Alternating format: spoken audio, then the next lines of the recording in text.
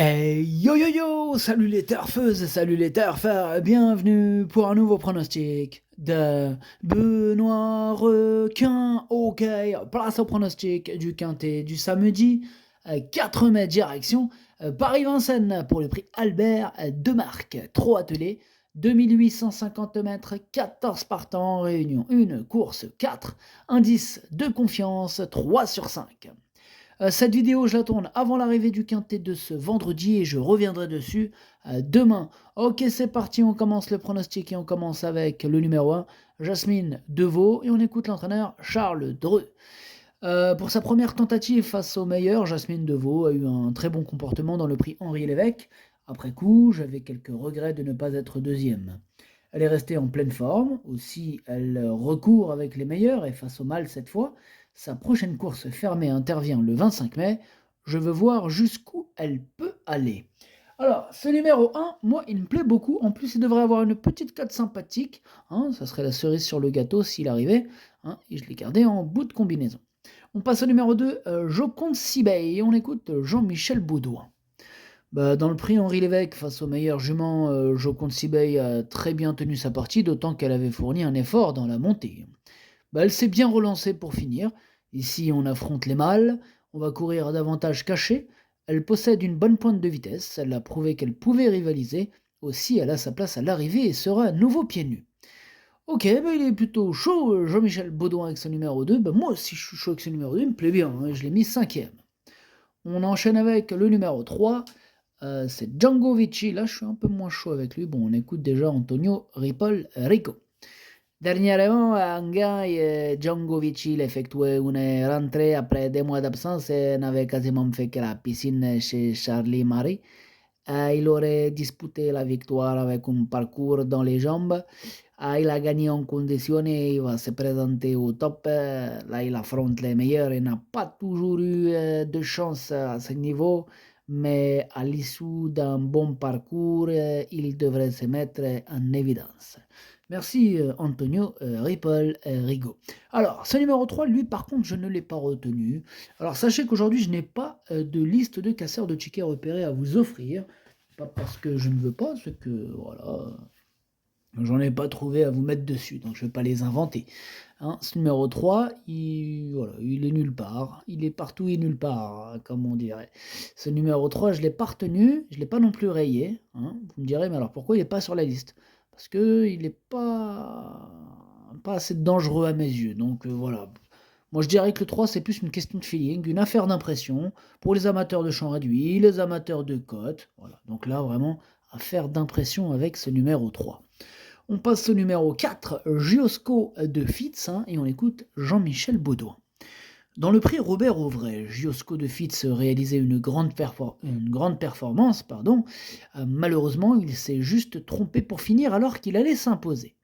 Il n'a rien perdu de sa bonne forme, il est splendide le matin. Ici, il peut trouver une compensation, même si plusieurs bons éléments de la génération sont présents. Il est capable de tout faire, il devrait pleinement se racheter. Il est confiant, Jean-Michel Baudouin avec Giosco de Fitz. Moi, ce numéro 4, je l'ai retenu, mais en toute fin de combinaison.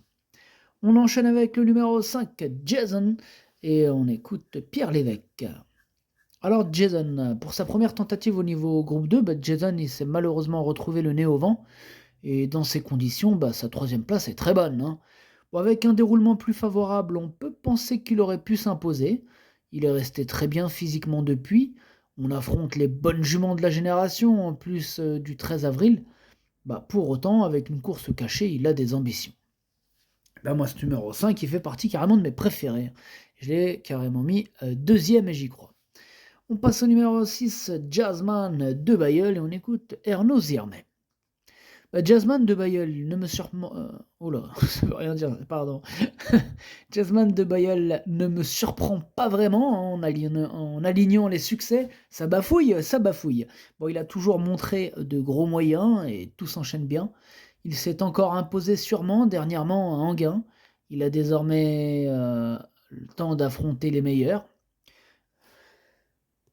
Ou plutôt, il est désormais temps d'affronter les meilleurs.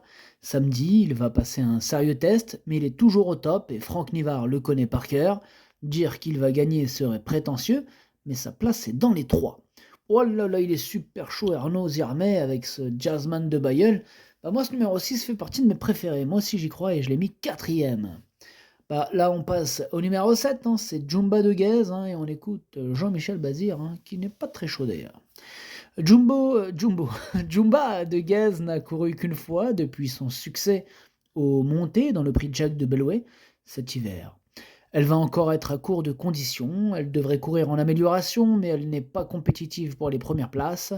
Je me suis trompé sur les émojis au moment de la déclaration de partant. Au mieux, elle peut accrocher la 6e place.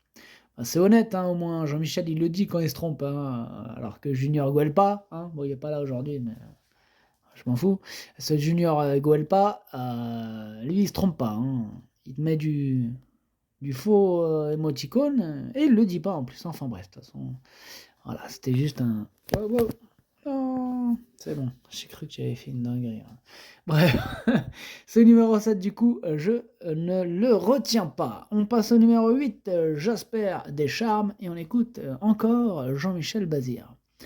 Jasper Descharmes n'a qu'une course dans les jambes depuis sa victoire dans le prix du président de la République l'année dernière. Il est encore à court de conditions, il faut le regarder courir dans l'immédiat. Je me suis trompé d'emoji au moment de la déclaration de partant, il faut le revoir. Il se répète 2 fois, hein, donc vous avez bien entendu. Hein. Jean-Michel a dit qu'il s'est trompé, hein, donc ne tenez pas compte de la couleur de ces fameux émoticônes. Alors, ce numéro 8, comme son copain d'écurie le 7, lui non plus, je ne l'ai pas retenu. On passe donc au numéro 9, Jack Tonic, et on écoute Théo du Val d'Estaing. Dernièrement, Jack Tonic a bénéficié de la faute de Scott Fitz pour renouer avec le succès. Il effectuait une rentrée et a logiquement gagné en condition sur cette course.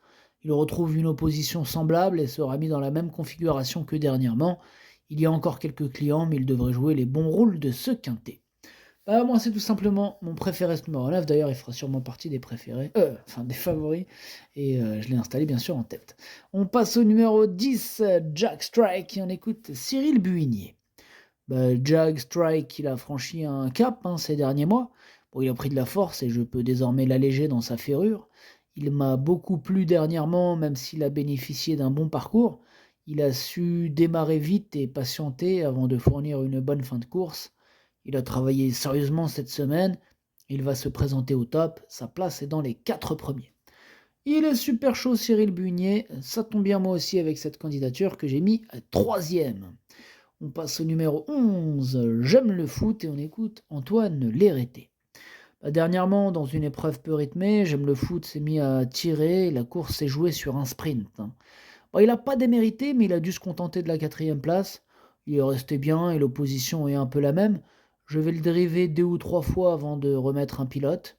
Je pars avec des ambitions. Il n'a plus à faire ses preuves à ce niveau et garde son mot à dire. Il garde son mot à dire, je suis d'accord avec lui. Moi, je l'ai mis 6e. On passe au numéro 12, Juninho Dry, et on écoute Sébastien Guerato. Juninho Dry était moins bien cet hiver et avait eu le droit à un peu de vacances. Pour sa rentrée là dernièrement dans une épreuve semblable, il n'a pas pu passer la vitesse supérieure dans la ligne droite. À ce niveau, il faut être au top pour être compétitif. Il a encore besoin de courir et l'opposition est évidemment relevée. Il n'aura pas la partie facile et je vais demander à son driver de raser les murs. Ok, message reçu, 5 sur 5, c'est numéro 12, je ne l'ai pas retenu. Voilà, bon, affaire d'impression, question de feeling, cas de défaillance, pourquoi pas, pour les amateurs de cote, enfin bref, question de feeling. On passe au numéro 13, c'est Love You, Just Love You, et on écoute Laurent Claude Abrivard. Je m'attendais évidemment à mieux de la part de Just Love You lors de sa rentrée, même si je sais qu'elle n'a jamais été performante lors de ses retours à la compétition. J'aurais dû la laisser ferrer et faire le petit parcours. C'est ce que je vais faire samedi car elle est encore ronde et a besoin de courir pour revenir au mieux. Elle devra donc bénéficier de circonstances favorables pour terminer dans le quintet.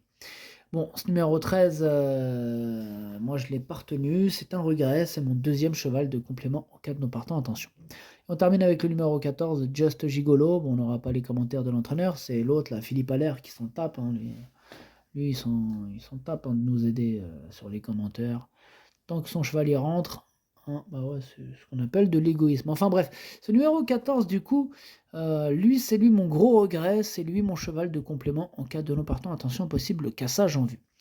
Le pronostic, ça donne 9, 5, 10, 6, 2, 11, As, 4. Merci d'avoir suivi cette vidéo. N'hésitez pas à mettre un pouce bleu si la vidéo vous a plu. Pour accéder à tous mes tickets pour la course du Quintet, rendez-vous directement en description de la vidéo. À jouer avec modération. Bonne chance.